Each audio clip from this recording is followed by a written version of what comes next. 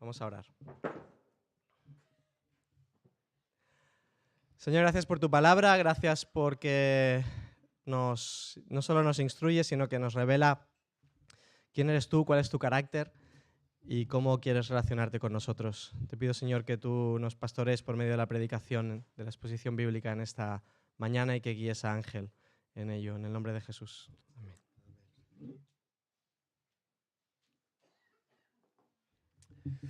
Buen día, buenos días a todos. Bueno, ya nos ha hecho un pequeño resumen de lo que ha sido estas 7 semanas tratando el libro de Oseas. Un libro con un mensaje duro, con un mensaje crudo y que a veces nos ha costado poderlo digerir un poco en esta relación de un pueblo infiel, de un pueblo que ha dado la espalda a Dios, de un pueblo que ha sido idólatra, un pueblo que se ha prostituido, que ha buscado otros dioses, que ha dejado su amor y su pacto con el Dios que le rescató, que le creó y que le formó. ¿Habrá reconciliación al final?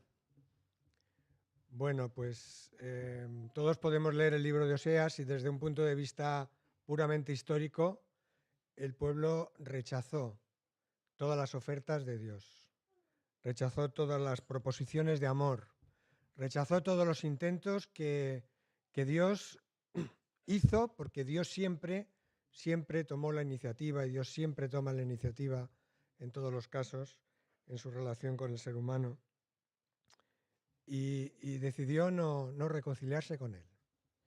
Pero eso no significa que sus promesas, que también las profecías referentes a la restauración de Israel no se cumplieran y no se cumplirán. Eso va a ocurrir.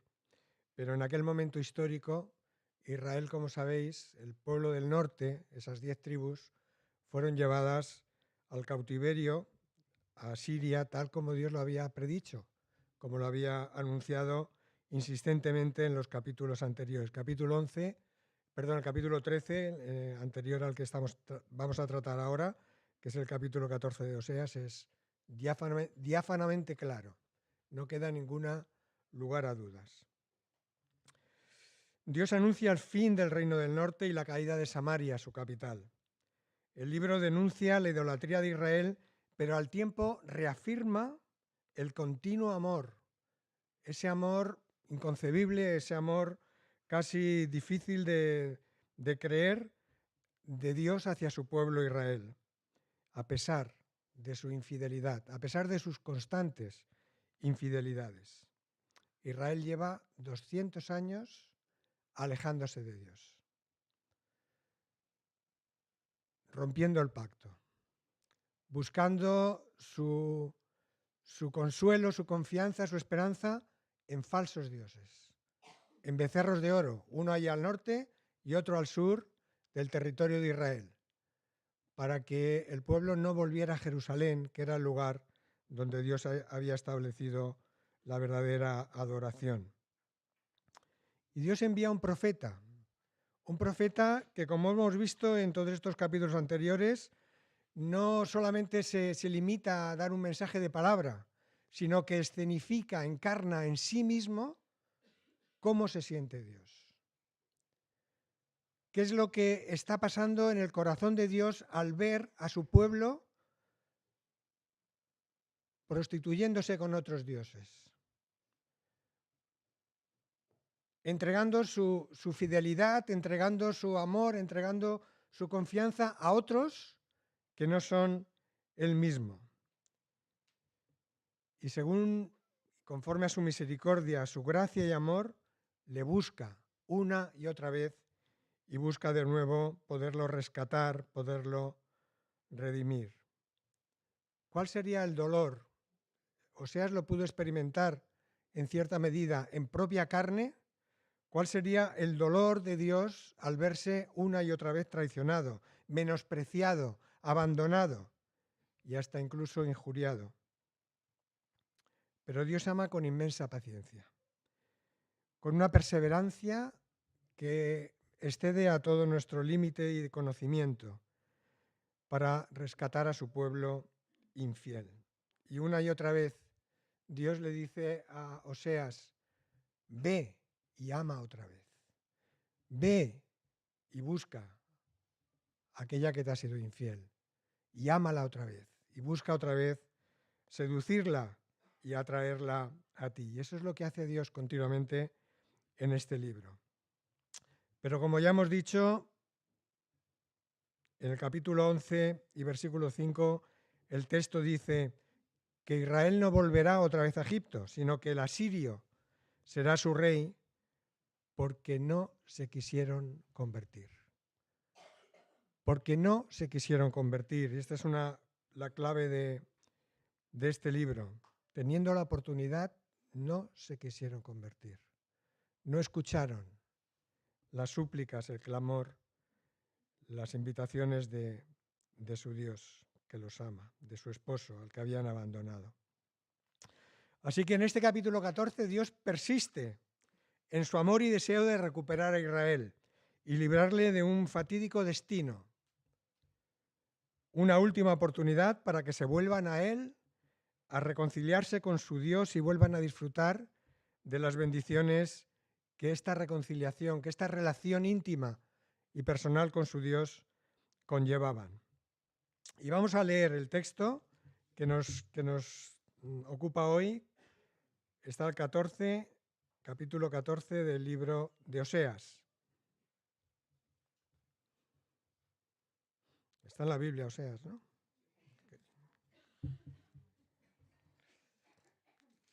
Aquí está. Vamos a leer del 1 al 8. Dice, estoy leyendo la versión internacional. Vuélvete, Israel, al Señor tu Dios. Tu perversidad te ha hecho caer. Piensa bien lo que le dirás. Y vuélvete al Señor con este ruego. Perdónanos nuestra perversidad y recíbenos con benevolencia, pues queremos ofrecerte el fruto de nuestros labios. Asiria no podrá salvarnos. No montaremos caballos de guerra. Nunca más llamaremos Dios nuestro a cosas hechas por nuestras manos, pues en ti el huérfano haya compasión. Yo corregiré su rebeldía, dice Dios, y lo amaré de pura gracia, porque mi ira contra ellos se ha calmado. Yo seré para Israel como el rocío, y lo haré florecer como lirio. Hundirá sus raíces como cedro del Líbano. Sus vástagos crecerán, y tendrán el esplendor del olivo y la fragancia del cedro del Líbano. Volverán a habitar bajo mi sombra y crecerán como el trigo, echarán renuevos como la vid, y serán tan famosos como el vino del Líbano.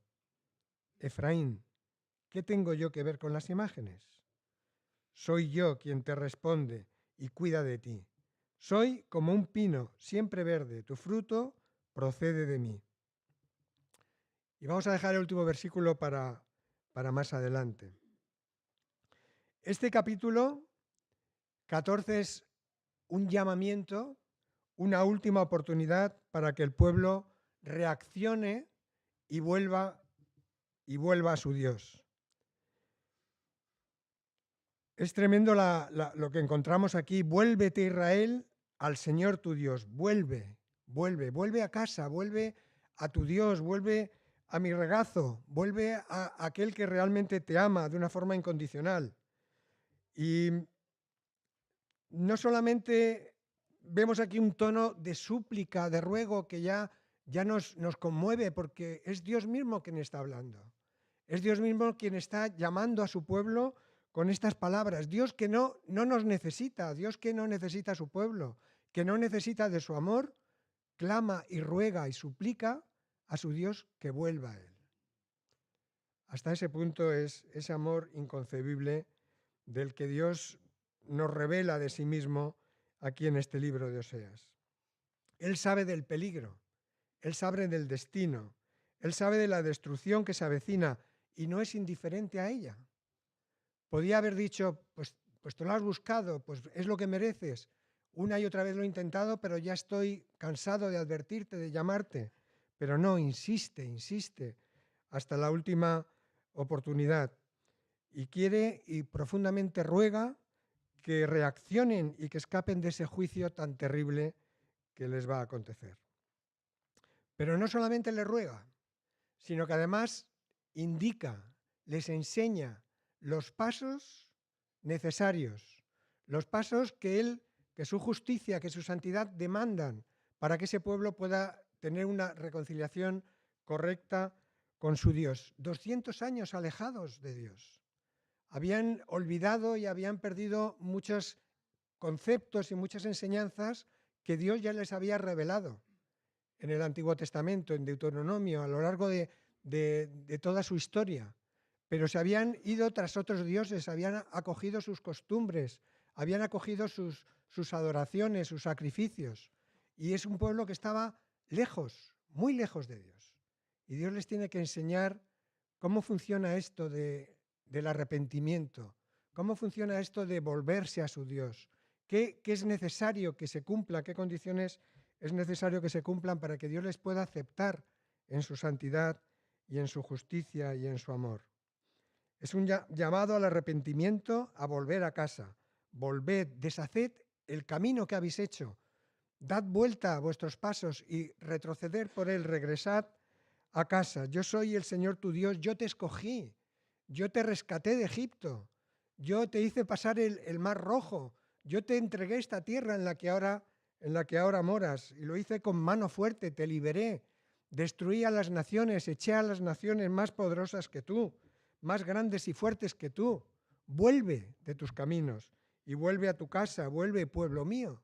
Es un ruego, es un clamor de Dios, de su corazón, de lo más intenso de su ser. Una necesidad de que se vuelvan. En 1 Tesalonicenses capítulo 9 encontramos que esto mismo tuvieron que hacer los tesalonicenses, y Pablo dice: porque ellos mismos cuentan de nosotros la manera en que nos recibisteis y cómo os convertisteis de los ídolos a Dios para servir al Dios vivo y verdadero. Así que Dios está pidiendo al pueblo una conversión, un dar media vuelta, un volver a Dios, abandonar todo aquello que lo mantiene alejado de Él y volver a su origen, volver a aquel que los amó, los rescató y les dio sentido, les dio identidad, les dio de ser adaptados, pueblo escogido de Dios. Y el primer paso para esta auténtica conversión es la confesión. Y casi pone en palabras del pueblo qué es lo que Dios espera, qué es lo que Dios desea, qué es lo que a Dios le bastaría para poder recibir, para poder perdonar, para poder adoptar de nuevo y recoger a su pueblo. Y dice así: piensa bien lo que le dirás y vuélvete al Señor con este ruego: perdónanos por nuestra maldad, por nuestra perversidad. Y recíbenos por tu benevolencia, por tu bondad. Porque a partir de ahora queremos ofrecerte el fruto de nuestros labios, nuestra adoración, nuestra alabanza, porque reconocemos que solamente eres tú quien así lo merece. Un pueblo que había rebosado ya en su idolatría, en su inmoralidad, en su injusticia. En la primera parte del versículo dice que tu maldad te ha hecho caer. Y esta es la primera condición: reconocer que el pecado nos ha alejado de Dios, que el pecado nos ha hundido en una situación en la que necesitamos el arrepentimiento y la conversión de nuevo a Dios, el volver de nuevo a Dios. Confesar nuestro pecado es unas palabras de súplica. Quita toda iniquidad y recíbenos por tu violencia. Límpianos y acéptanos por tu bondad.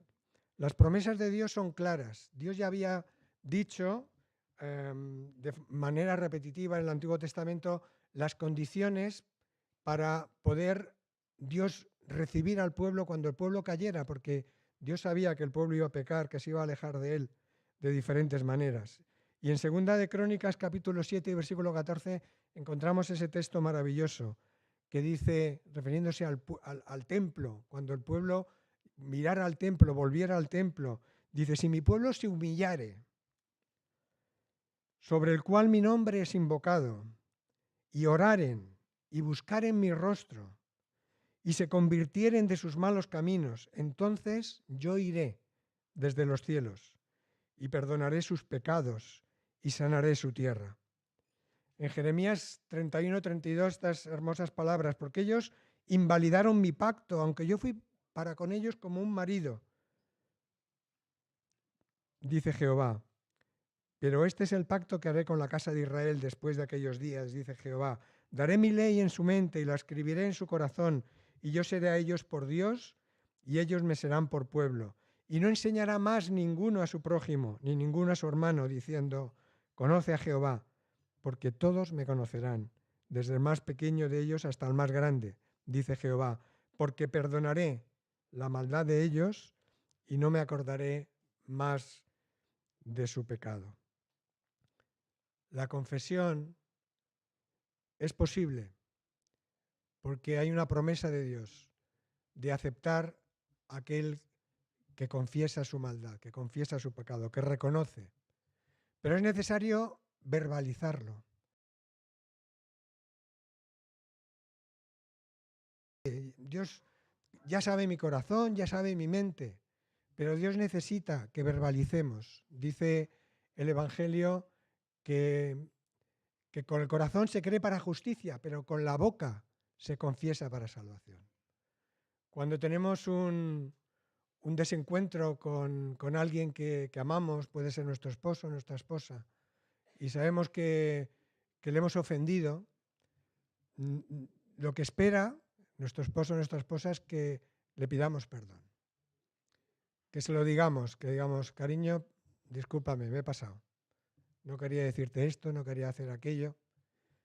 No vale con que le hagamos un café la mañana siguiente, que le pongamos un corazoncito allí al lado del café. Él o ella esperan tus palabras. Esperan que les digas, perdóname, lo siento. Pues Dios también. Dios necesita escuchar de nuestra boca el reconocimiento de nuestro pecado. Eso se llama confesar, la confesión. Y en respuesta a esa confesión, la promesa la hemos leído. Dios está dispuesto a perdonar. Dios está dispuesto a restaurar.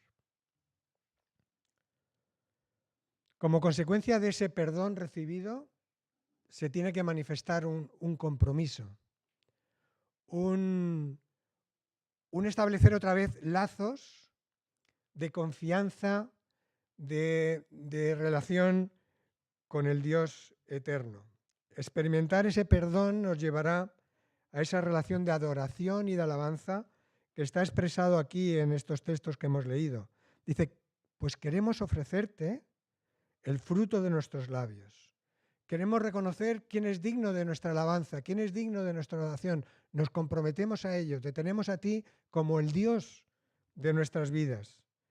Y nuestra esperanza y nuestra confianza y nuestro compromiso es contigo. Asumimos este compromiso de adoración y de dependencia constante de ti. Y nuestro sacrificio, nuestro fruto de labios, que confiesen en tu nombre. Y esto conlleva a su vez a una relación de confianza, una relación renovada en la que ya no podían continuar poniendo su confianza ni en las naciones vecinas, ni en Egipto, ni en Asiria, ni en su propio poderío, en sus propios caballos, en sus propias ciudades amuralladas, en sus propios soldados, sino una confianza plena en Dios. El pueblo de Israel había aprendido y había experimentado cómo sus victorias, cómo sus luchas, cómo aquellos grandes enfrentamientos imposibles de llevar a cabo militarmente, habían visto cómo Dios los había librado, de forma totalmente sobrenatural. Intervenciones que no se podían relacionar con nadie más que en el poder inmenso y sobrenatural de Dios. Volvían a poner su confianza en Dios su Hacedor, su roca y su fortaleza. Porque al final dicen, porque en realidad tú eres el que tienes misericordia del huérfano, de aquel que no tiene recursos. Un huérfano no tiene nada, no tiene ningún poder, no tiene una familia que le respalde, es huérfano. Está abandonado, es un menesteroso, es un necesitado. Pues Dios tiene misericordia de aquel que está en esa condición. Y si nosotros estamos necesitados frente a un ataque, frente a una amenaza, sabemos que en ti podemos confiar, que en ti podemos esperar, porque tú tienes misericordia de aquel que tiene necesidad de ti. Y nosotros nos apoyamos en ti, nos refugiamos en ti, nos amparamos en ti, tú eres nuestra esperanza frente a cualquier adversidad y frente a cualquier peligro que nos pueda sobrevenir. ¿Y la respuesta de Dios cuál es? Dice aquí,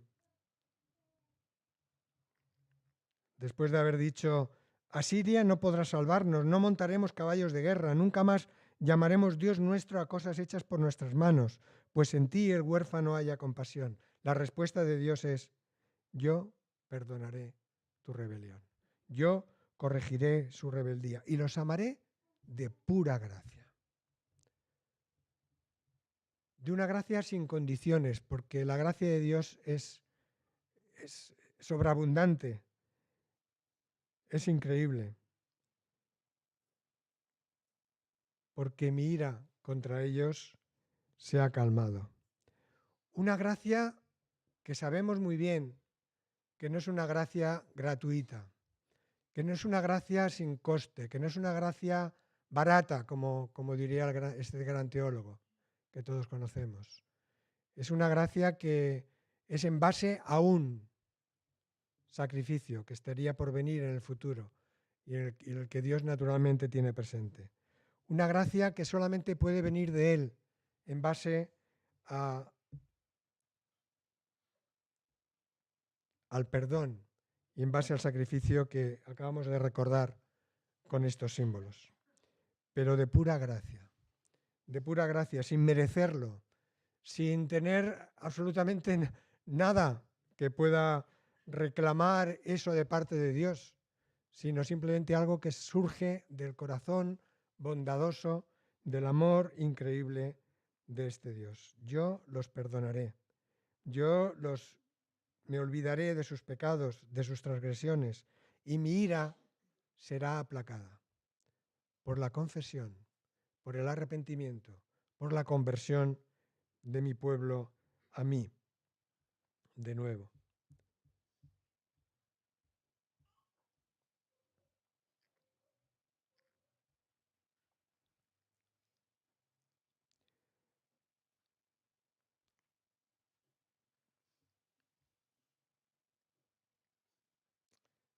Con estos pasos necesarios, que han sido aquí presentados por Dios mismo a su pueblo, para que Dios se vuelven a identificar, o sea, que se vuelven a identificar en estos pasos, se vuelven a identificar las causas que habían llevado al pueblo de Israel a esa apostasía y a esa infidelidad. Y los versículos del 5 al 7 nos hablan de las bendiciones que van a obtener el pueblo como resultado de ese arrepentimiento, de esa confesión y de esa vuelta a Dios. No son bendiciones en términos de potencia militar, de recursos, de riquezas, sino más bien de vitalidad espiritual. El pueblo, en su alejamiento de Dios, espiritualmente estaba seco, estaba infértil, no tenía ni pizca de fruto ni capacidad para ofrecer frutos espirituales. Y Dios lo que les anuncia aquí, les dice que va a ser el resultado de esa vuelta a Él, va a ser que van a recuperar la vitalidad espiritual, que van a volver ese rocío que Dios promete aquí, en los versículos siguientes, dice, yo seré para Israel como el rocío, y lo haré florecer como lirio. Hundirá sus raíces como cedro del Líbano. Volverán a arraigarse profundamente, a tomar todos los nutrientes, todos los alimentos necesarios para que Israel como un gran árbol, pueda florecer de nuevo para Dios. Volverán incluso a transmitir una fragancia agradable. Dice, sus vástagos crecerán y tendrán el esplendor del olivo y la fragancia del cedro del Líbano. Volverán a habitar bajo mi sombra y crecerán como el trigo. Echarán renuevos como la vid y serán tan famosos como el vino del Líbano. Volverán a ser lo que Dios había pensado para ellos, ser un testimonio a las naciones, ser un ejemplo de un pueblo bendecido por Dios, de un pueblo en el que Dios está en el centro, de esta teocracia en la que Dios gobierna a su pueblo. Y eso sería un testimonio a las naciones de la necesidad y de la realidad de ese Dios que ama al ser humano, y una invitación a todas las naciones a volverse a Dios, a buscar a Dios, a reconciliarse con el Dios al cual le habían dado la espalda. Fruto espiritual, fruto abundante, fruto de testimonio, fruto espiritual en definitiva. No necesariamente frutos en lo físico, en lo material, sino de una manera secundaria. Eso también vendría, pero de una manera principal lo que Dios buscaba es ser un testimonio que honrara a Dios. En ti serán benditas todas las naciones, prometió y anunció Dios a Abraham. Y tendrían esta capacidad el pueblo de Israel, un pueblo reconciliado, caminando cerca de Dios, tendrá esta fuerza de atracción hacia las naciones, hacia el Dios único y verdadero. Y el versículo 8 nos habla de renuncia a todo lo que no es Dios, de renuncia a otros dioses. Hay como una conversación aquí entre Dios y el pueblo, que dice, Efraín, ¿qué tengo que ver yo con las imágenes? Dice Efraín. Ya me he olvidado de esos becerros, me he olvidado de los Baales, me he olvidado de los Astarets, me he olvidado de todos aquellos dioses en los que había puesto mi esperanza y mi confianza. Ya me he olvidado de ellos, ahora he vuelto a ti y te sigo a ti y te tengo a ti como mi única esperanza, mi único Dios. Y Dios responde a ese compromiso y a esa fidelidad. Dice, yo soy, dice Jehová, quien te responde. Yo soy quien cuida de ti. Y todos tus frutos, todos los resultados de esta relación íntima conmigo, los podrás tomar de mí, vendrán de mí. Y todo aquello que tú disfrutarás vendrá de mí. Soy como un pino siempre verde, siempre fértil, siempre dispuesto a dar fruto. Tu fruto procede de mí. De esta manera Dios llama, y llama una y otra vez al pueblo a la conversión y al arrepentimiento. ¿Qué hubiera pasado si el pueblo hubiera respondido de una manera positiva a este llamado de Dios? Ya hemos dicho al principio, ya sabemos por la historia, que Israel no lo hizo, que Israel sufrió el castigo que Dios le había anunciado. Asiria llegó, Asiria conquistó Samaria, Asiria se llevó al pueblo, a otras naciones, y en esa tierra colocó gente de las que ya había conquistado de otros lugares. De manera que esas 10 tribus, el pueblo del norte, por lo que sabemos, perdió su identidad. Pero ¿qué hubiera pasado si el pueblo de Israel hubiera aceptado este llamamiento de Dios, esta invitación a la conversión y al arrepentimiento? ¿Era ya demasiado tarde? No. Dios hubiera intervenido. Dios los hubiera salvado, igual que hizo con Judá, con el pueblo de Judá, que sí que buscó a Dios, que sí que se arrepintió, que sí que puso las cartas de aquellos embajadores de Asiria en el templo de Dios y dijo, mira lo que dicen de ti. Dicen que tú no eres Dios, dicen que tú no tienes poder, dicen que sus dioses han vencido a todas las naciones anteriores, han vencido a Israel. Dios escuchó ese clamor del pueblo y Dios intervino. Y sin lanzar una sola flecha, Asiria tuvo que volver por su camino. ¿Hubiera pasado lo mismo con Israel? Dios lo había hecho anteriormente y lo volvería a hacer. Si el pueblo hubiera reaccionado, aunque fuera en el último momento, si hubiera aceptado esta invitación de Dios, este llamamiento de Dios, Dios lo hubiera librado de ese castigo, lo hubiera librado de la destrucción segura y cierta que se avecinaba. En Deuteronomio, versículo 19 del capítulo 30, dice: a los cielos y a la tierra llamo por testigos hoy contra vosotros, que he puesto delante de vosotros la vida y la muerte, la bendición y la maldición. Escoge pues la vida, para que vivas tú y tu descendencia, amando a Jehová tu Dios, atendiendo a su voz y siguiéndole a Él, porque Él es vida para ti y prolongación de tus días. Y aún me conmueven esas palabras del mismo Señor Jesucristo frente a Jerusalén, diciendo: Jerusalén, Jerusalén, que matas a los profetas y apedreas a los que te son enviados. ¿Cuántas veces quise juntar a tus hijos como la gallina junta sus polluelos debajo de tus alas? Y no quisiste. Y no quisiste. Si el pueblo hubiera querido, si el pueblo hubiera aceptado, si el pueblo se hubiera arrepentido, Dios lo hubiera librado de su castigo y de su condenación. Encontramos unas palabras al final de este capítulo 14 que tienen una trascendencia atemporal, que nos sirven también para nosotros, como todo lo que hemos escuchado y todo lo que encontramos en la palabra, que tiene una aplicación para nosotros hoy en día. Y dice así: el que es sabio y entiende estas cosas, el que es inteligente y las comprende, porque ciertamente son rectos los caminos del Señor, y en ellos caminan los justos, mientras que allí también tropiezan los que son rebeldes. Aquel que es sabio, aquel que es entendido, aquel que tiene inteligente y comprende este llamamiento de Dios, sería algo totalmente necio rechazar estas palabras que Dios nos ofrece aquí. Una invitación a volvernos a Dios, a desandar el camino andado si nos hemos alejado de Él.